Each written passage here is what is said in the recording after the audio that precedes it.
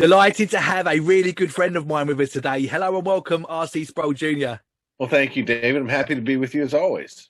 Thank you. Before we get into the questions, tell us a little bit about yourself. Well, I am, as you know, very busy right now getting ready to open up what we call the Shepherd's College, which is a pastoral training college that is built on a discipleship model more than an academic model.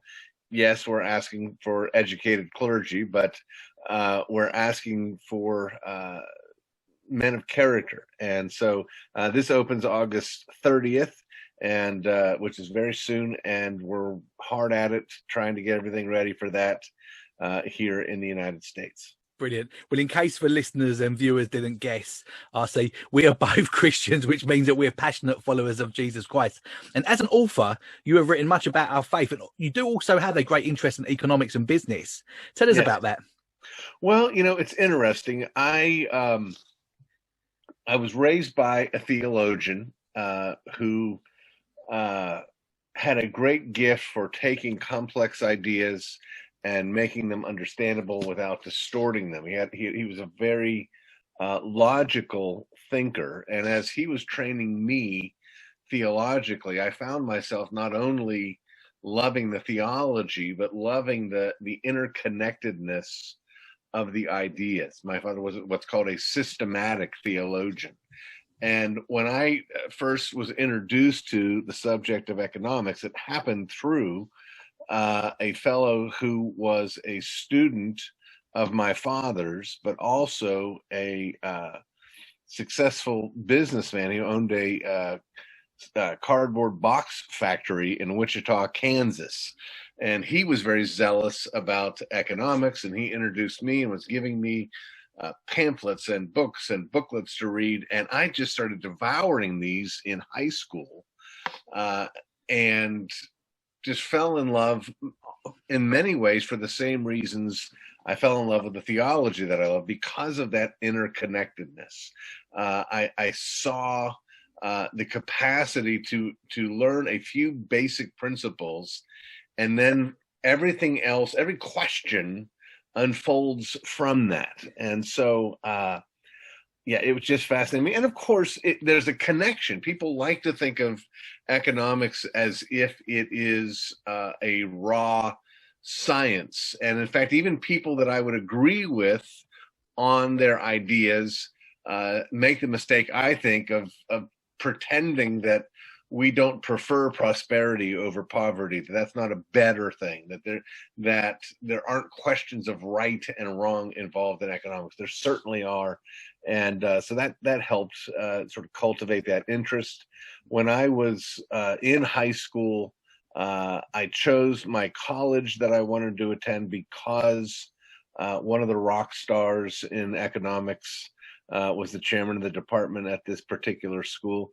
I would spend my spare time when other guys were souping up their cars. I was sitting around reading Human Action by von Mises. So kind of a weird kid, but it was a deep interest. Brilliant. In the foreword of your book, Biblical Economics, which is absolutely excellent, by the way, your dad jokes that you are answering questions about economics to questions that actually nobody was asking from a very young age. What did he make of it all? Well, see, this was very common between us, where he was introduced to something and he studied it well and hard and developed his own convictions. And as it's noted in that foreword, with respect to economics, his convictions took a radical turn, and that was through this same fella that introduced me to economics. He was also, by the way, the founder of the high school that I attended. But so he introduced my father to this, and my father made this great turn, and I just kind of zipped right past him and took, again, those principles and was willing to follow them wherever the logic led. And so I ended up sort of pretty much hardcore compared to my dad, but with the same direction. Yeah. So I remember at that age engaging adults in economic conversation, and a lot of people really hadn't thought through issues. This was around the time of the election of Ronald Reagan in the United States and Margaret Thatcher in the UK. And so there was an increased interest in these matters among people, including Christians, but people were just starting their baby steps, and I was able to come in and again ask some penetrating questions, and there were times when, because I had gone in a sense beyond my father, that I turned around and gently and graciously argued with him and said, "Come on, the water's fine. Come on in." Yeah. So that's sort of part of what he's talking about there. Yeah. What are kids not being taught about money that we should be teaching them? Well, for one thing, people really, kids and adults, have very little idea where wealth comes from. There is this mistaken notion that money is wealth and money is paper, and that the government can just create it out of thin air and then decide it. I love this idea, this notion. I've spoken on this a few times. It's sort of a relatively new idea to me, but it fits with what I've always believed. That is this: from a Darwinist perspective, looking at the world as that which pops out of nothing, from which you get more from less without adding anything in, it really seems quite natural to look at wealth as something that just happens. And then once you take that premise, it makes some kind of sense to say, well, let's divide it equally. But when you look at the actual biblical story of creation, we don't see God discovering the world. We don't see the world popping up in front of him. We find God making the world, speaking it into existence, that he has authority over all things because he made all things, and he owns all things in that sense, and we are simply stewards under his care. So I would want young people and adults to come to a place where they realize you don't get something from nothing. Yeah. You don't get something from nothing in the creation. You don't get something from nothing in terms of wealth creation. You know this in training up your sons. That you I'm sure talk to them about the idea of value added to what they're bringing to the table, so that when they go into and they're pitching a business on their animate my logo, they're able to say, I can take, which is amazing to me, we can take a bunch of zeros and ones, and we can manipulate those zeros and ones, and out of that is going to come more business for you. And that's why your boys' customers are screaming, "Take my money, take my money." It doesn't just happen. I remember asking high school age students in a context where I was teaching in the high school, who were taking this premise, hey, well, whatever this thing that everybody needs is, let's just have the government pay for it. And I asked them, where do you think the government gets it? And they had this deer in the headlights look, like they'd never asked that question. And I had to gently and carefully explain to them that government doesn't have anything that it doesn't take from someone else. Yeah. The difference between the marketplace, where we go in and we trade and we create, and the government is they're like barbarians. They don't build a culture. They come and plunder a culture, yeah. And then they decide what they're going to spend this money on after they're done feeding themselves. But now I'm going to preaching. I hope I answered your question. You have, and we're going to build on some of those topics a little bit later on. Let's go back to the beginning, because in your book, you really developed this idea. And again, if you haven't got this book, Biblical Economics, get it. It's so good. You talk about the history of money. Tell us about that. Well, I will. But before I do, I want to give you a little bit of the history of the book, because I think it applies also to your situation. My father actually tricked me into writing this book. I was a student at Grove City College here in the United States, and he called me up in the dorm one day, and he asked me a question. He said, "RC, do you think you could write a 15-page paper on where money comes from?" I said, yeah, I could do that. He said, do you think you could write a 15-page paper on where profit comes from, or the use of profit? I said, yeah, I could do that. He said, how about one on inflation? I said, yeah, I could do that. He said, do you think you could do 10 of these? I had no idea what he was doing. Yeah. I had no idea why he was asking. I was just answering his questions. And eventually he said, do you think you could do 10 of these? I said, well, I suppose if I had enough time. He said, well, why don't you take this summer between your semesters and do that, and when you're done, you'll have a book. If he had said to me, RC, I want you to write a book this summer, I would have said, you're crazy. And there's no way I can do that. But he snuck up on me and got me to agree that I could do this thing that I didn't even recognize as a book. And that book is now in print 36 years later. Wow. Since it first came out in print. I mean, 30 more years after since I actually wrote it, but it's been in print for 36 years. Now, you and I have talked about your boys' business, and you wanted to have, all you were looking for was, I want to teach them lessons to these boys, and maybe they might be able to get a little bit of pocket money out of this. And I think that maybe it was God who snuck up on you and showed you, oh, hey, I can make much of this. And so there's that story. Now, what's amazing about that is I'd heard you talk about that story before, but I had no idea that it was this book. So this is actually your first book that you've ever written, Biblical Economics. I can't believe that. Okay, well that's even more impressive because it's so amazing. So okay, brilliant. Well, sorry for interrupting, but yeah, great. Well, that's okay. Now, on that 15-page paper on money, where does money come from?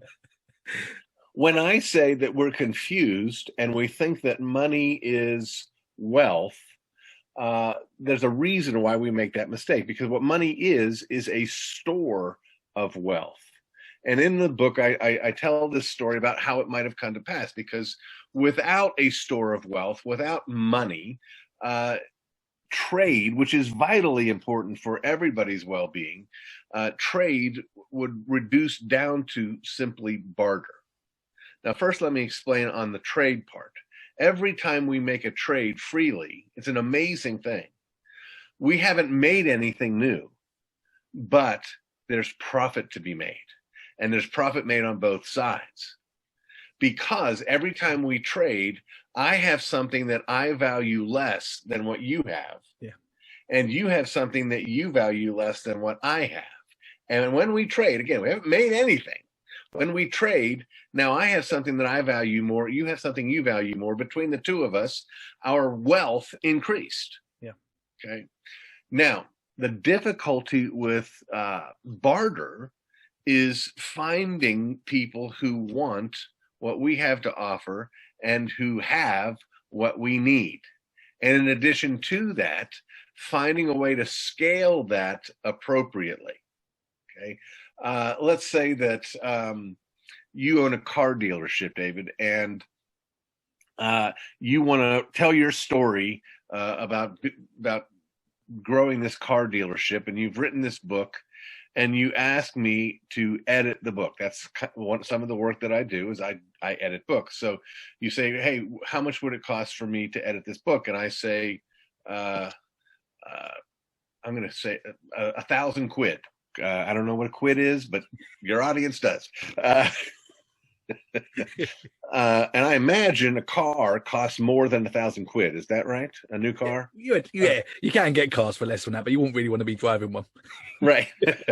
So, if it were, if $1,000 quid could buy you half of a decent car, you don't have a half a car, and a half a car doesn't mean anything to me. Okay. It doesn't help me any. So that trade is going to be troubled because of that inability. Even though you have something I want, I have something you want, we can't scale it so that it matches how we value these things. What money does is it stores the value, so that if you pay me that $1,000 quid, I now have the ability to go to somebody else who has something that I value at $1,000 quid and trade with them. And what's really going on is I'm trading my editorial services to you. You're trading your money to me. I'm trading the money to whoever I'm buying something from. And so we have a three-way trade going on. So money exists to do that. Now, that's why it makes sense. There's in the chapter, there's a list. I didn't invent this list, but there's a list of 5 qualities that you want for a healthy money standard. It has to be something that's widely valued. There was a time in the United States when tobacco was money. And if that were the case today, I venture to guess it would have a very low value because happily fewer and fewer people are smoking. Now, for the people who want it, it's very valuable. For people who don't, so it's got to have a steady value, a virtually universal value. It's got to be divisible. That means it can be divided, right? Just like this scenario with the car. The car can't be something good to trade because you can't divide a car, but you can divide a coin. Yeah. Or you can divide a paper connected to a coin. So there's divisible. It's got to be portable. You got to be able to take it from place to place. I actually used to have a distant relative who was literally the princess of Yap. Yap is a South Seas island that has as their form of money, or did at one point, these giant oval rocks that were like 10 feet high. Very hard to come by and even harder to carry around with you. Not real portable. And when you look at this list of these 5 things, what you discover is gold and silver work really well. Gold and silver match all of these criteria in different ways, sort of silver being a smaller denomination, if you will, of these precious metals. And it becomes a store of value. And the way that paper money came into the equation, or coins made out of things less than gold or silver, is that to increase the portability and the divisibility, banks came into the equation. You can store your gold here. We're going to give you a receipt. And this receipt, you can go and trade with anybody else. And whoever brings that receipt in here will get that gold. Or you can divide it. We can give you like a checkbook full of each one worth 1 ounce of gold. And you can go and trade these without having to carry around the gold. And so that's how the paper came in. And the temptation there, of course, has always been, well, what if because not everybody goes to the bank at the same time, what if we made more slips of paper than we have gold coins back at the bank? Yep. Out of that comes fractional reserve banking. That's what those fancy words mean. There is a fraction of the money, the paper money in circulation. There's a fraction of that being stored as a hard money, or gold or silver. Okay. And that's where the United States was. I'm not sure exactly the history of the United Kingdom. I know that they're pretty much parallel on here. And I know that FDR, Franklin Delano Roosevelt, took America off of gold for a time and then raised the price after he took everybody's gold. People don't even understand the history of how bad things have been, including the bank holiday that Roosevelt brought about in the time of the Depression, where he literally made it illegal to own gold. Okay, we talk about getting a vaccine, which we can talk about. Well, we won't talk about that today. But imagine the government showing up tomorrow at your house saying, "Not have you gotten your vaccine, but give us all your gold, or we're taking you to jail." Yeah, that's what the American government did to the American people, and then jacked up the sale price of gold and printed money to fill the difference, and that's how they financed the New Deal. So Nixon in 1971 or 2 completely breaks away the American dollar from any connection to silver or gold, and repudiates the silver certificate paper dollars that were out there. And wouldn't you know, the next thing that happened was inflation. Yeah. So Gerald Ford, if you were, well, you don't remember, you're too young, but Gerald Ford, who took over after Nixon's resignation, his big charge was to beat the inflation monster, and his big slogan was whip inflation now, as if it was something the American people could do. When the reality was, it was the American government and the Federal Reserve Bank that was responsible for the inflation, and has been ever since. This is why when you read a story or watch a movie and it's set in the 1920s, and someone finds a bag of gold worth $10,000, and people are killing each other, and you're thinking, well, now, why would anybody do that for $10,000? And then you realize, oh, that $10,000 is like $10 million in our day. That's the fruit of inflation. We think of inflation as increased prices, but increased prices are the fruit of inflation. What's being inflated is the money supply. And well, got to take a different chapter to explain that in the book. That's so good and so helpful. So we call that quantitative easing, right? This is where the government just start diluting the amount of quids in the system, and therefore the value of that quid this year is less than what it was worth effectively last year. So you could buy less. Yep. Right? So what is the consequences, and what is the temptation, and also what is the reality of what happens on a day-to-day basis in both of our countries? Is there this system where they are just printing more and more money every day without us knowing about it, and what impact is that going to have further on down the line? Well, let me first explain that these impacts I'm about to lay out for you are actually what they wanted, and I'm also going to lay this at the feet of a Brit.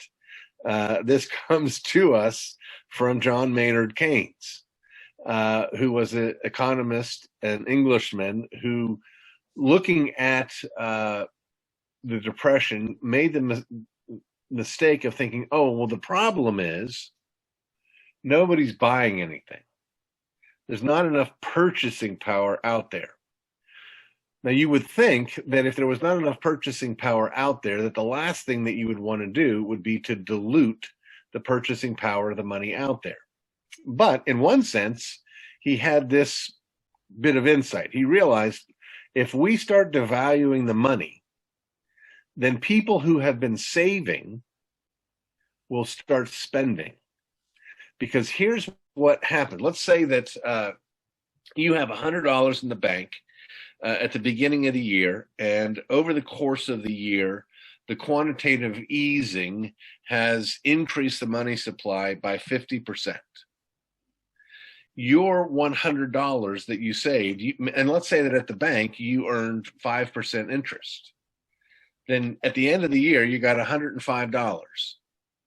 But you can now buy the equivalent from a year ago of something like $52 worth of what you had. So you just lost almost $50. Okay. That's what it does. By that decreasing the purchasing power is almost too polite a way to describe it. Your wealth is being stolen. Remember, the money is a store of value. And what this does is it sucks the value, the actual wealth, out of anyone who saves. So now saving becomes a really bad idea. And the idea is that's what Keynes wanted, because that creates an increase in demand, but it's not a real increase in demand because there's not more wealth to be traded for this stuff. It's just more paper. Yeah. And so that's why what comes down the road after the inflation is always the Depression.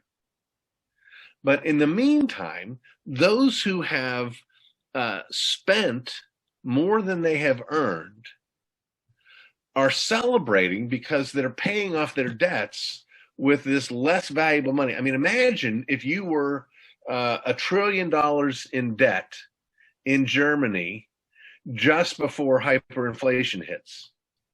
And the next thing you know, a loaf of bread costs $1 trillion. Yeah. You take your loaf of bread down to the market, you sell it, and then you take your wheelbarrow full of paper down to your the person you owe, and you say, "I'm paid in full." Yeah. You borrowed $1 trillion, you paid it back with a loaf of bread. Yeah. That rewards and blesses those who have been spending more than they're earning, and it punishes those who are earning more than they're spending. And the reality is, probably the single most foundational economic truth is simply this: if you consume more than you produce, that is, if you spend more than you make, things will go badly for you economically. Yeah. If you consume less than you make, things will go well for you economically. That is the foundational truth. And what inflation does is turn it on its head and create destruction everywhere it goes. Yeah. And it's a real stealth tax as well, isn't it? Because if the government turned around and said, look, we're putting up, we have VAT here, on purchases, so we're putting it up from 20% to 30%, there'd be an uproar, there'd be people protesting. But with inflation, it's a very subtle way of doing it. And in real terms, so for an example, they're talking about giving nurses here a 3% pay increase. But if inflation was actually 5%, in real terms, they're actually getting a 2% pay cut, right? Right, absolutely. Yeah. And let me mention something else that's easily overlooked in this scenario. You're absolutely right that inflation is one of the reasons why it's so appealing to governments, is that it is a hidden tax. But here's where it becomes not a hidden tax. You mentioned, I don't remember what you call it, if it's a VAT, a value-added tax. Yeah. When you increase the money supply, you can keep the tax rate right where it is. But if everything is now twice as expensive, your taxes have now doubled. Yeah. Yeah. They got you coming and going. Yeah. Over our lifetime, we've both lived in countries that like to spend a lot. How do our governments plan on getting out of debt? Do we need to? And who do we both actually owe all of this money to? Well, yes, we do need to, and they have no plan. And yes, we do actually owe people. The idea that, we only owe it to ourselves. Let me refute that very, very quickly. Let's suppose, David, that you and I, let's suppose that you have been diligent, you consume less than you produced, and you've got $1 million in the bank. And I have been completely reckless, and I have a debt of $1 million. How would you like, and suppose you came to me and said, hey, RC, I'm a little bit worried about you. I understand you've got a debt of $1 million. And I said to you, well, David, don't sweat it, man, because, we've got $1 million in the bank and we can pay it. Well, what do you mean we've got $1 million in the bank? Well, your $1 million, that'll take care of my debt. Well, it's my debt. It's not your debt. Yeah. And, we may be friends, but I'm not expecting you to pay my $1 million or $1 million debt. That idea that, we owe it to ourselves. No, some of us owe it to others of us. Okay. And by the way, sometimes that us is not us. One of the reasons why, and this is what's so bizarre, one of the reasons why people around the world, in terms of buying treasury bills and bonds and things like that, one of the reasons why they're willing to do this is because what they're purchasing is confidence in the ability of the federal government to tax its citizens. Yeah. Right. They're not saying, hey, we're betting on the United States to get super efficient and turn a profit. We're betting on the United States to increase its market share by 20%. We're betting on the United States because their R&D department has come up with this really great thing that's going to turn the market on fire. No, it's, we believe they'll be able to continue to tax those people to pay us what they owe us. And we do. They're at the very least, we're always paying the interest every year in the American budget. The federal budget, there is payments going out for all the money they've borrowed before.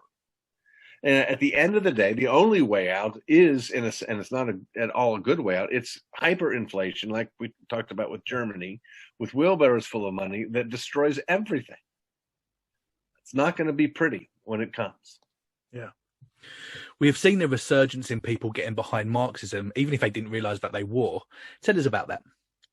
Well, Marxism is a lie from the pit of hell that is grounded in the idea, again, that wealth comes through exploitation. You can see the overlap of traditional Marxism with critical race theory and intersectionality, because both look at the world as being made up of oppressors and the oppressed.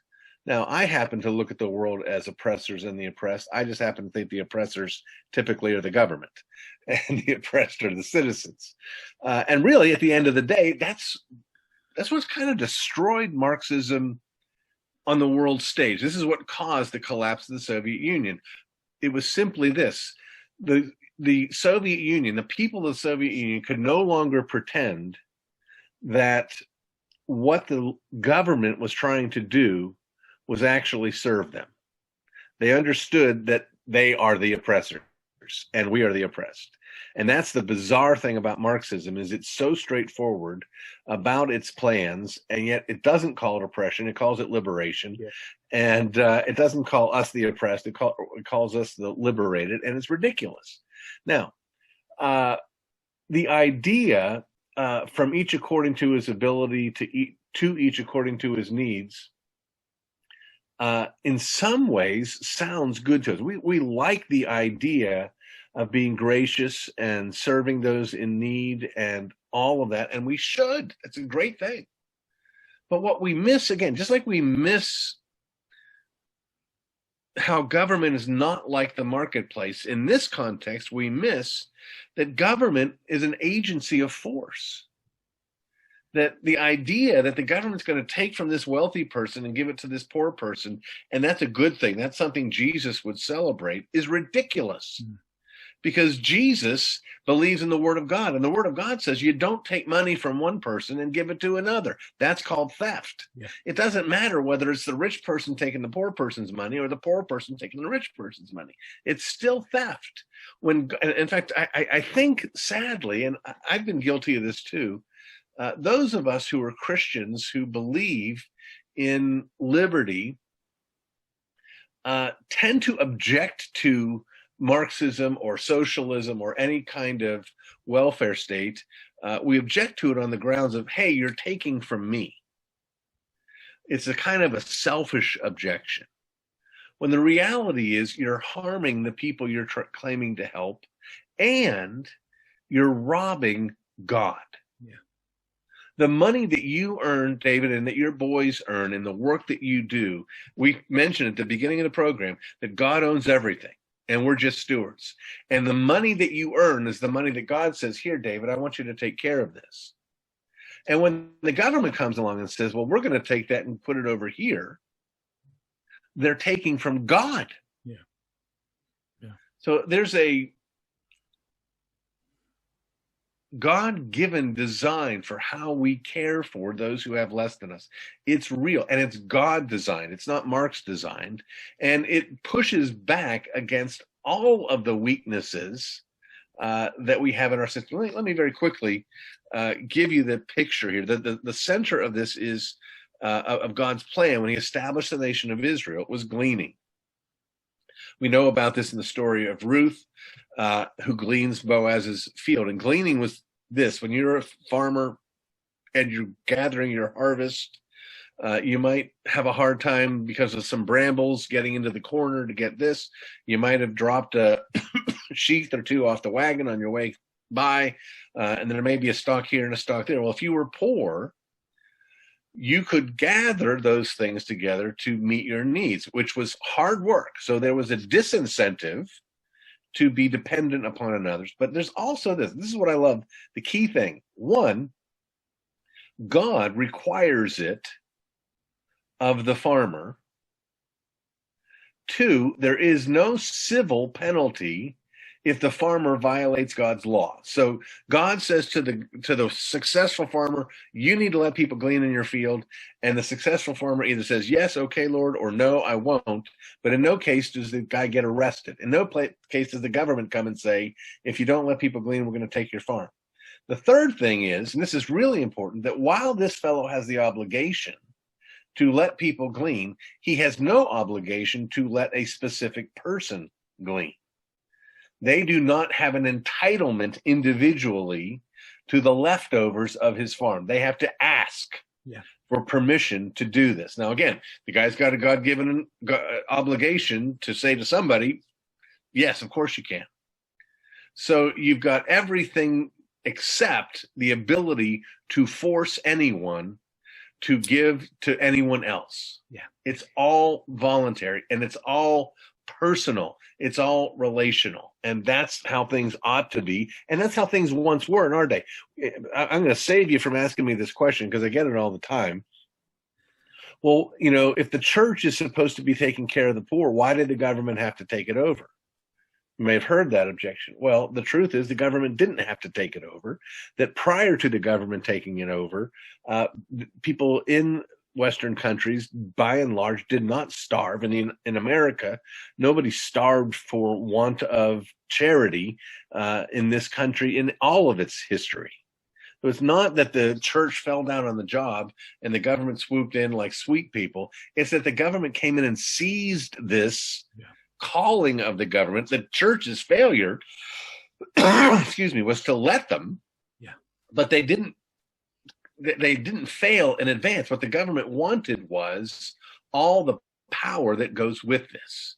And that's why they do it.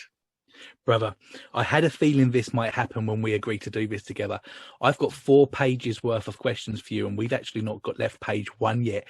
We are going to have to, if you're willing, to come back and do another couple of parts to finish this off. Oh, I would be delighted to. And in the future, I'll try to be a little bit more concise. No, I'm sorry about please, that. no, please do not. This is absolutely amazing. And it just highlights, you know, how great your book is. Let's agree to do part 2. You know, hopefully if we can get it in your schedule within the next couple of weeks. So, you know, if you're listening to this, look out for that. For this part that we've just been discussing, RC, have you got any closing thoughts? And also tell people where they can get your book from. Well, they can get the book from Inner Sanctum Publishing, INNERSANCTUM publishing.com. It's called Biblical Economics. And I don't know that it is on Amazon yet. It is with its 5th publisher now, 35 years later. Oh, and by the way, with each new edition, I go back and update the numbers and all, because the principles don't change.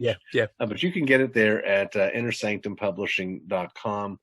And if you're interested in these kinds of things, occasionally I talk on economic matters on my own podcast. I actually have 2 of them, Jesus Changes Everything and Ask RC. And sometimes these kinds of issues come up there, and I talk about them or write about them on my blog, which you can find at rcsproulJR.com. Brilliant. Well, I'm going to make sure that I get all of the links for your book, for your podcast, and also for your social media. They're going to be in the description below. So wherever you're listening or watching this interview, make sure that you do that. And also make sure that you've subscribed to this show as well, so that you can make sure that you can hear the following conversation when we pick this back up again in a couple of weeks' time. RC, thank you so much for joining us. Always so good to talk to you. My pleasure, David. Anytime. Thank you.